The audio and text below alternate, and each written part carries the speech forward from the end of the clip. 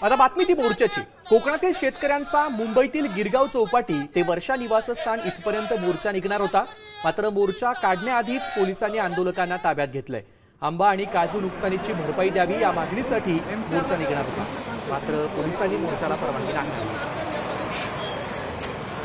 आंदोलकांना ताब्यात घ्यायला सुरुवात केलेली आहे। राष्ट्रवादी काँग्रेसचे राजापूरकर यांना सध्या या ठिकाणी ताब्यात घेतलं असल्याचं बघायला मिळत आहे। सोबतच आपण बघतोय की काही अन्य कार्यकर्त्यांना देखील ताब्यात घेतलेलं पाहायला मिळत आहे। या ठिकाणी आंदोलन जे आहे ते कुठल्याही परिस्थितीत सुरू नाहीये, मात्र तरी देखील या ठिकाणी जे आहे ते आंदोलकांना ताब्यात घेतलेलं बघायला मिळत आहे। काही गाड्यांची तपासणी जी आहे ती या निमित्तानं केली जात आहे आणि तपासणी केल्यानंतरही काही प्रवक्त्यांना आणि कार्यकर्त्यांना या ठिकाणी जे आहे ते ताब्यात घेत असलेलं सध्या बघायला मिळत आहे। ही दुसरी गाडी आहे। आपण बघतो की दुसऱ्या गाडीमध्ये या ठिकाणी राष्ट्रवादी काँग्रेसने देखील या आंदोलनाला पाठिंबा दिला होता आणि राष्ट्रवादी काँग्रेसचे हे प्रवक्ते नेते जे आहेत त्यांना या ठिकाणी सध्या ताब्यात घेतलेलं बघायला मिळत आहे। त्याच्यामुळे कुठल्याही पद्धतीनं या ठिकाणी आंदोलनाला परवानगी जी आहे ती सरकारने दिली नाहीये, मात्र आंदोलनासाठी या ठिकाणी येणाऱ्या प्रत्येक कार्यकर्त्याला, विरोधक असलेल्या प्रत्येक कार्यकर्त्याला या ठिकाणी सध्या ताब्यात घेतलं जात असल्याचं बघायला मिळतंय।